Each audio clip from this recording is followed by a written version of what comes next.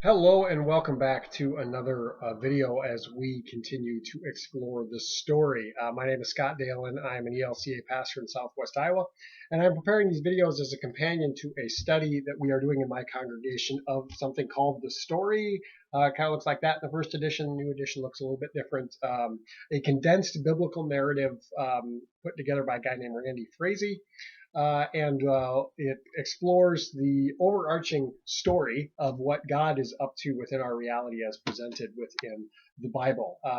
This particular week, we looked at chapter 4, which is called Deliverance, and explores the early portion of the book of Exodus. We've been off for a couple of weeks, and prior to that, we had about 3 weeks where we're kind of making our way through the book of Genesis and the work of God through creation, and then on through making the covenant with Abraham. And as we see that covenant can continue and expand through the next few generations, eventually culminating in the transfer of the family of Israel, also known as Jacob, who was the grandson of Abraham, taking his whole family, or going with his whole family, from the land of Canaan, which is in Israel, to Egypt, where his son Joseph has risen up through the ranks. And that's kind of where things end with the book of Genesis. As this picks up here now we're into the book of Exodus. We see that 400 years has passed. We get a tiny little snippet that kind of serves as that transitional point right at the beginning of Exodus. That over the course of these 400 years, there's been a regime change in Egypt. There's a new pharaoh, a new ruling party, or new ruling family that no longer remembers Joseph and the work that Joseph did to benefit Egypt. And so the Israelites have been multiplying. They continue to their family grows. This group of people grows. And the Egyptians become afraid of them, thinking that they will either overrun them, or if there's a war, they'll run off and they'll fight with the enemies.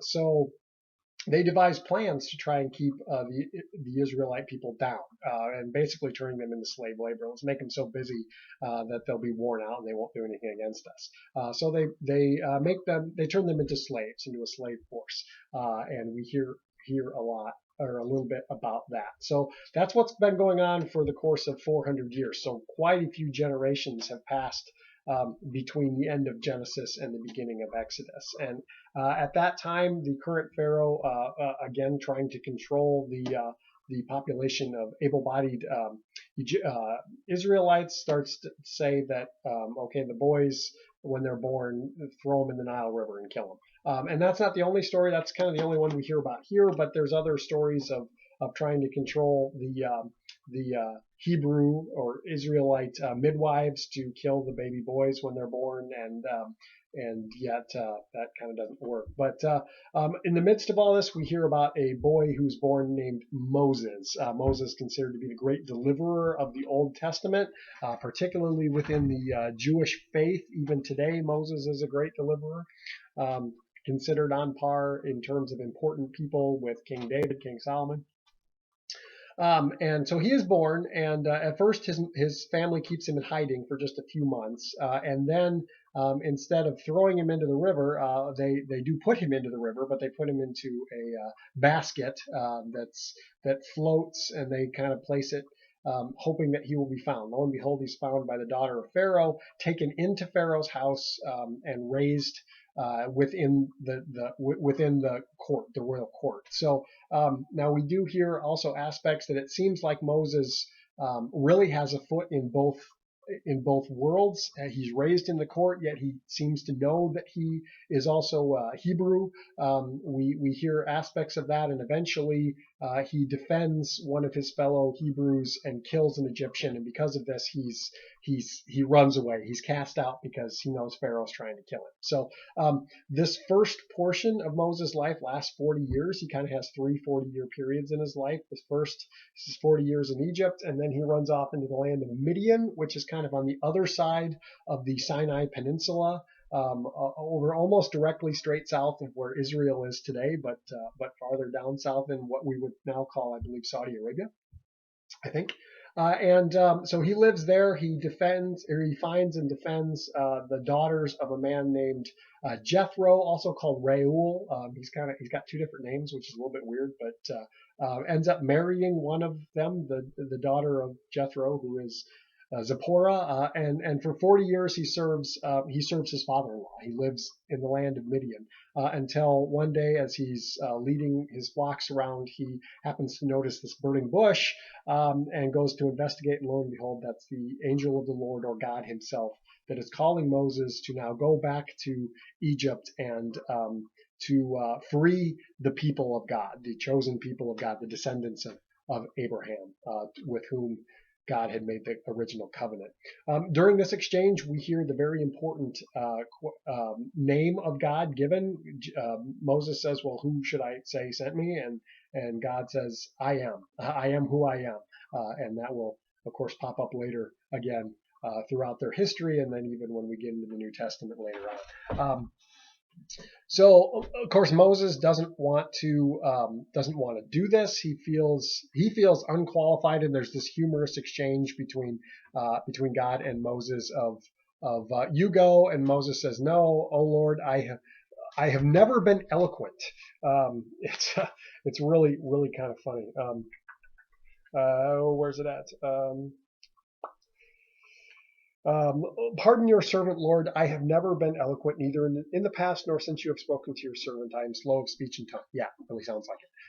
And yet, so Moses continues to argue with God, trying to deny this calling that God is giving him. Finally, God overcomes that and says, "Fine, I'll give you your brother Aaron. He's eloquent. He'll talk for you. I will help you. I will tell you what to say," so on and so forth. Go to Pharaoh and tell him to let my people go. So cue the Ten Commandments movie and